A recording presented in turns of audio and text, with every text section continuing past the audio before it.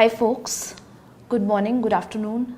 I am Akriti and today we're going to talk about Unit 10 of MJM028, that is Participatory Online Media. This is video lecture number 1 on youth participation in online spaces, and we'll be talking about the next video lecture on participatory culture in the next lecture. So when we talk about participation in online media spaces, how do you think that came about? First, we'll talk about that. Now, participation in online spaces came about because of media convergence, a phenomena involving the interconnection of information and communications technologies, computer networks, and media content. That is, media convergence is composed of 3 C's: computing, communication, and content. Now, computing is the technological side of it, while communication and content, we'll be covering parts and bits of that in this particular video lecture, and some part of it in the next video lecture. Now, media convergence is also a direct consequence of the digitization of media content and the popularization of the internet. Therefore, internet plays the role in enabling a two-way communication, and we no longer have to follow a top-to-down approach when it comes to communication and media. So, all thanks to internet, participation amongst youth, amongst adults has been enabled due to the internet. Internet has also enabled us to formulate new textual experiences. Now, new textual experiences can be new kinds of genre, textual forms, entertainment, pleasure, patterns of media consumption in the form of computer games, simulations, special effects cinema, etc. Internet has also enabled new ways of representing the world, wherein new representational possibilities and experiences can be felt, and since we have different cultural backgrounds, so we look at it from a different perspective altogether. The examples of new ways of representing the world can be immersive virtual environments, screen-based multimedia, etc. The third enabler that internet has given us is a new relationship between subjects, that is users and consumers, and media technologies, as in how we use and receive image and communication media in everyday life, and the meanings that are being drawn across by those images and communication media along with the technologies and their meanings. The fourth aspect that internet has enabled are new experiences of the relationship between embodiment, identity, and community. Now, because of the advent of internet, there's a shift in personal and social experience of time, space, and place, which enables us to experience new things which we might not have dealt with when it comes to traditional media. Internet has also enabled us for new conceptions of the biological body's relationship to technological media, as in internet and online media spaces has challenged the distinction between human and the artificial, nature and technology, body and media as technological processes. Basically, the distinction between real and virtual. One of the key examples would be that of cyborgs. When we talk about cyborgs, they were not existing before digital media, and now that cyborgs have come into existence, it is completely blurred between what is a biological body and what is an artificial body, perhaps. Internet has also enabled new patterns of organization and production, wherein there are new realignments and integration in media culture. We talk about media convergence, divergence in media culture. The industry has reshuffled. The economy of the media has also changed quite evidently. And when we talk about access, ownership, control and regulation, there are also new patterns that have emerged because of online spaces and digital technologies. So in all, due to the discursive and hyper digitality of the internet, online spaces and online media such as social networking sites, email, instant messaging, online search engines, etc. are being viewed as sites of freedom and exploration among children, adults, and people belong to all kinds of sections in the society. However, there is a participation paradox when it comes to talking about participation in online spaces. Now the paradox is between networked individualism and sociability. That is, there's a debate between the agency to participate amongst the users and the structure that has been formulated to participate, that are the platforms. So when we have great opportunities to participate, it stands opposed to the political economy or profitability of transnational media organizations, which acts as a paradox. However, if we have the right tools in the form of media literacy, we'd be able to eradicate the differentiation between them, and we'd be able to look at it from a very clear perspective. When we talk about media literacy, access, evaluation and participation are the three dimensions of media literacy. However, apart from access and evaluation, participation or content creation, along with owning up to the agency to participate, especially amongst young users like you, who are considered media multitaskers, who actively engage with the online spaces, contribute extensively, and there are also different sources to contribute. So participation becomes the major crux of media literacy at the end. It is also the ultimate form of participation. It is also the ultimate source of media literacy. When we talk about participation, we also talk about what users play a role and the kind of approach that we need to look at from. We need to look at from an active audience approach, and we also need to look at it from a user generated content approach, wherein you as users generate content and are also actively participating in the process.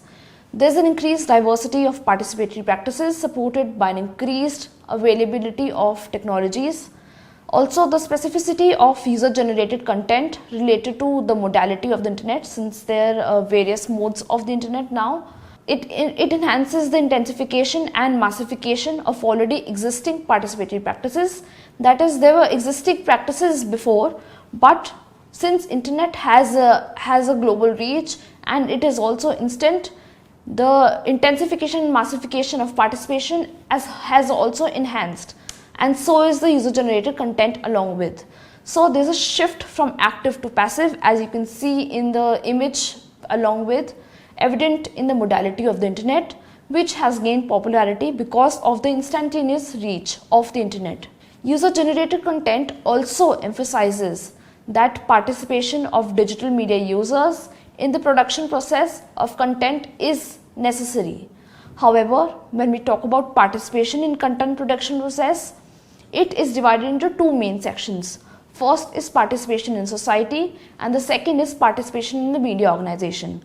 When we look at it from the image, you can see participation in media organization is still very much in the middle of going from passive to active, because it is still lying between the media production lines.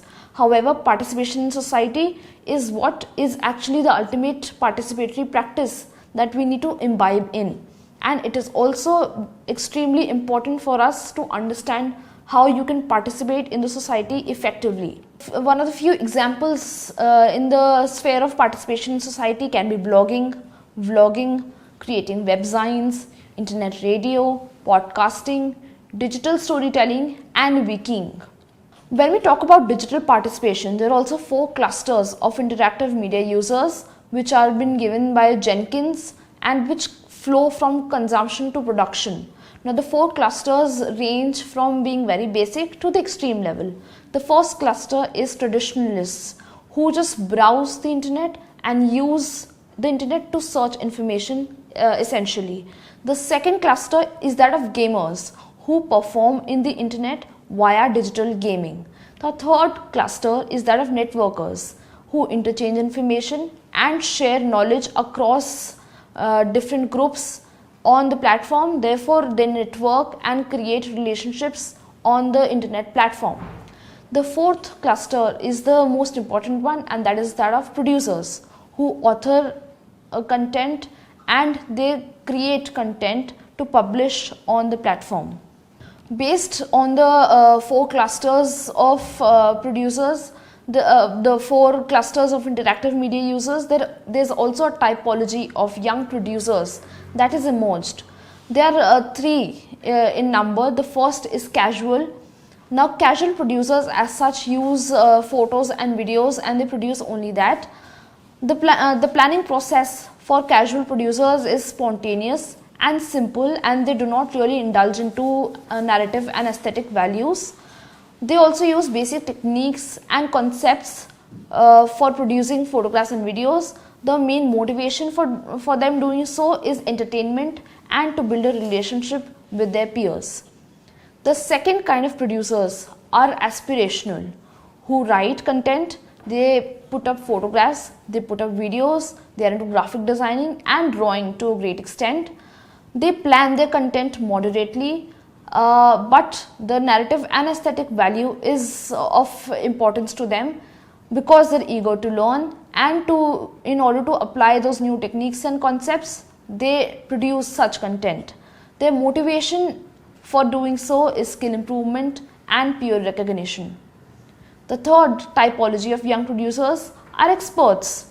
Now experts and aspirational producers are into the same kind of type of production, that is writing, photos, videos, graphic designing and drawing. However, the difference is between their planning and their values along with their motivation. While aspirational producers are into moderate planning, expert producers are into high planning, and they use narrative and aesthetic values to a great extent. They also use their encyclopedic knowledge with regard to the media and the technologies, and they use various techniques and concepts to produce the kind of information and content that they are. Their motivation is skill improvement along with putting up original content on the platforms. Now this was something about the producers as such, young producers specifically, but there are also two approaches to participation in online spaces. First is sociological approach and the second is political approach. For this particular video lecture, we'll be emphasizing on political approach extensively, while in the next video lecture, we'll focus on the sociological approach. However, the distinction is as such. When we talk about the sociological approach to participation, participation is considered as taking part in particular social processes, and participation includes many types of human interaction in combination with interaction through texts and technologies. In this context, power is considered as a secondary concept. One of the key examples is that of James Carey on ritual model of communication in Communication as Culture. When we talk about the political approach, participation in online spaces here is considered as the equalization of power relations between privileged and non-privileged actors in formal as well as informal decision-making processes. Here, participation is an object of struggle, and that different ideological projects define different participatory intensities. Therefore, participation in online spaces, when it comes from the political approach, is a site of struggle and contestation. A key example of the political approach to participation is that of hegemony, wherein hegemony is considered a power struggle between the privileged and the non-privileged actors. When we talk about online participation and engagement, there are three elements to consider them from the political approach point of view. The first is public engagement.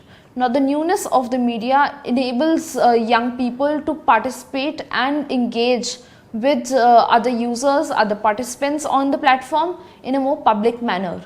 There are 5 factors or perhaps characteristics to the public engagement. First, you as young users can link quickly, aggregate and share information from a vast number of sources.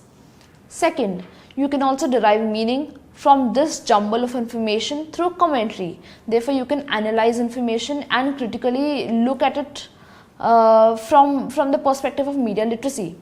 The third public engagement aspect is that of spontaneously generating online discussion communities around any given piece of information. Now, this is of vital importance because unless you have discussion forums and communities on online media, you won't be able to have a discussion and participation effective one, that is. The fourth kind of public engagement is enabling discussion communities concerned with the particular issue to multiply and mutate in a rapid, self-replicating viral manner across the internet. This is done in order to improve the state of the world. Now, why so? Because unless the information that we are putting up on an online platform is reached to a wider audience in a more self-replicating manner, you won't be able to communicate the issues that you might face.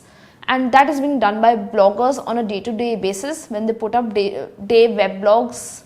The second element of online participation engagement is civic engagement. Now, there's a direct relationship between personality of individuals and their engagement with public affairs. Public affairs would constitute to be political processes, social movements, academic activities, some of the few reasons why you as an individual participate on online platforms. Now, young users also develop social ties over the digital platform with other interested people to influence their engagement as well as their own. Therefore, online social media networks facilitate better participation in public affairs. The reason for this is the multimedia content, that is, you have oral, written as well as visual content which you can navigate through and participate effectively. There's also transmedia navigation where you have different kinds of media forms and different kinds of user generated content formats which enable you to participate more efficiently. You as young users can use these techniques to collaborate and associate well for civic engagement. The third element of participatory online platforms is that of participatory politics. Now, participatory politics is a significant dimension of the political life of young users. Why? Because it gives them greater control, voice, and potential influence over the issues that matter most in their lives. Participatory politics also enable a horizontal and non-hierarchical communication, delinking the top-to-down approach, especially for marginalized communities. And young users in this context are using online spaces for participatory politics, especially to portray their identity when it comes to queer, when it comes to black, people of color, etc. Now, when we talk about participatory politics, there are 5 characteristics to it when it comes to online spaces. First is access. Now, large portions of young people across racial and ethnic groups have access to internet, and they are using online spaces, online social media regularly to stay connected with their friends and families along with pursuing interest and their hobbies. Participatory politics is also an essential dimension of politics because before the emergence of digital spaces, participation in politics was a no-go for youth. But now when it comes to online spaces where they have the agency to participate and voice their opinion, it becomes an essential dimension in traditional politics, including even in a country like India. Participatory politics is an addition to an individual's engagement rather than an alternative to other forms of political participation, because online participation and offline participation in political sphere go hand in hand.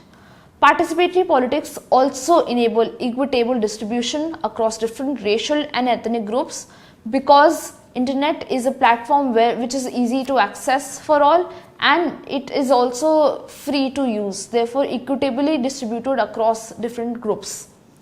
The fifth element is that of participatory politics, wherein youth get news and information through participatory channels, but they also believe that they would benefit from learning on how to judge the credibility and validity of the information of what they find online on online platforms. So it's a two-way process wherein they're getting information as well as checking the validity and reliability of the information that they're getting. When we talk about engaging with media and using new technologies for social action, in youth such as you can participate in such participatory platforms and use new technologies in order to initiate social action. Now, individual citizens and their organizations are using internet to organize themselves, mobilize public opinion by producing radio shows, newsletters, newspapers and magazines, wikis, spoof websites, and sites that expose misinformation. So you as a youth can also do so.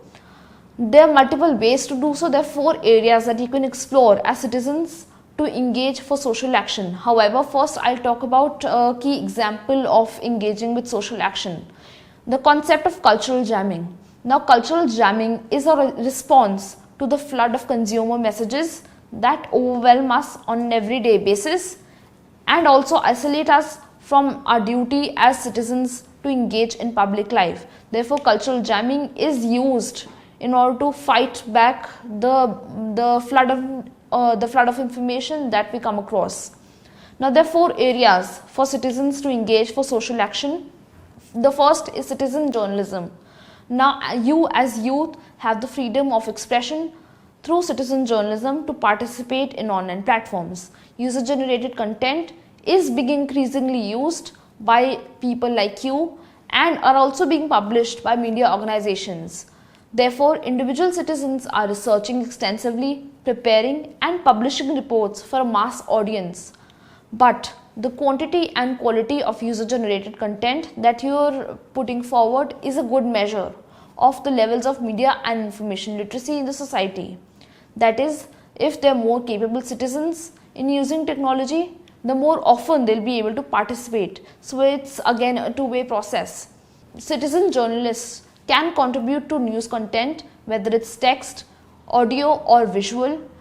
Citizen journalists can also share opinions and first-hand experiences. Since your voice is new, you'd be heard also. Citizen journalists can also contribute in collaborating content by digital storytelling and community workshops. And fourthly, citizen journalists can also indulge into interactive journalism, wherein individuals such as you can come together and share the collective experience in blogs and vlogs. The second area of the use of new media technologies for social action is digital storytelling. Now, digital storytelling is extensively being used in the development of identity. It is a technique for exploring identity that has been developed by individuals and organizations in the public and not-for-profit sectors.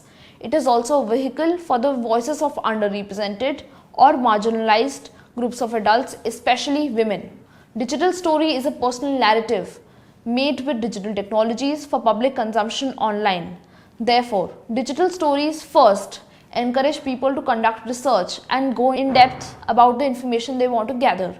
Second, foster critical thinking skills because it forces you to think about certain issues that you might have negated or neglected or might not want to go in depth with. The third aspect of digital story is assisting people to communicate effectively by using the right messaging and the right tools to communicate. Fourth is giving people a voice. People especially who belong to marginalized and oppressed communities who were not able to participate earlier. Fifth, encourage people to develop a community and to raise a global awareness amongst them. Sixth, to promote creativity amongst users along with digital and information literacy. The third area for social action by new media technologies is developing intercultural skills. Now, intercultural skills is very important to develop amongst you users because it helps to bridge differences, diffuse conflict, and sets a foundation for peaceful coexistence. Now, intercultural skills are important because there people belong to different varied cultural backgrounds, and unless you imbibe those intercultural skills, you won't be able to initiate social action in a very effective manner. The basis for intercultural competence lies in certain skills. The first one is self-awareness and self-respect by examining the lens through which you view the world. Second is cultural humility and empathy, which you need to accept, which can be inculcated through accepting the ways in which others see the world. Third is engaged listening.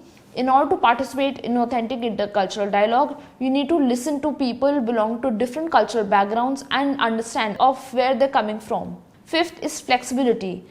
Now, flexibility can be achieved through adapting or adopting temporary shifts in perspective where you understand another person's perspective and are able to imbibe that internally.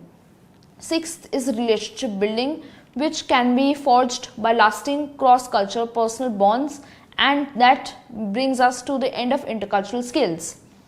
The fourth area for new media technologies for social action amongst users is freeing the mind to use new technologies for social action. Now, freeing the mind is although vague, but it also becomes as the major crux of it, because unless you free the mind, you won't be able to initiate the first three steps or the first three areas wherein you can bring about a social action. The new technologies associated with the internet have created for those with access to it, and they have also created a liberating intellectual and social space in the history of mankind. So you have the best of the technologies and the best of the processes to go through and bring about a social action. However, the government restricts and censors the internet, but people who want to communicate with one another have found ways around government restrictions. This has resulted in more transparency and openness in the government. Freeing the mind also enables you for freedom of speech and action that is now available to millions of people around the world.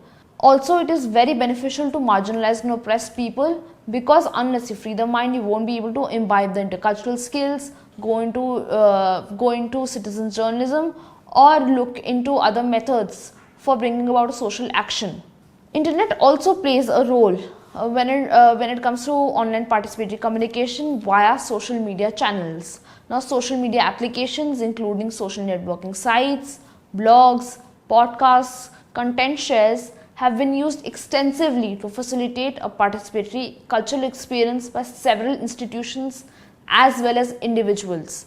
Some of the examples are collaborative editing of an article on Wikipedia, uploading of images on Facebook and Instagram alike, uploading of videos on YouTube, and the creation of short messages on Twitter. It enables more and more people to become media producers and distributors, along with being consumers already of the platform. Therefore, social networks are contributing to challenge one of the former hegemonies of traditional media institutions. How so? The conception of new news media, which was earlier in the hands of traditional media organizations as the main actors that enhance debate, has now been shifted to social media as well. The selecting of issues on a day-to-day basis, that is agenda setting, which was also being done by traditional media institutions before, is also being undertaken by social media websites such as Twitter, where you can make hashtags viral and set the agenda for the day. You can also facilitate current affairs content, which was earlier being done by traditional media institutions on a more global and national level, but now you as citizens can comment and debate and send out more content which is more localized on online platforms. Therefore, online media and social networks are also being considered forms of participatory culture to a great extent. In a nutshell, online media has the capability to allow users to create and participate in online spaces for various causes, especially when it comes to generating user-generated content.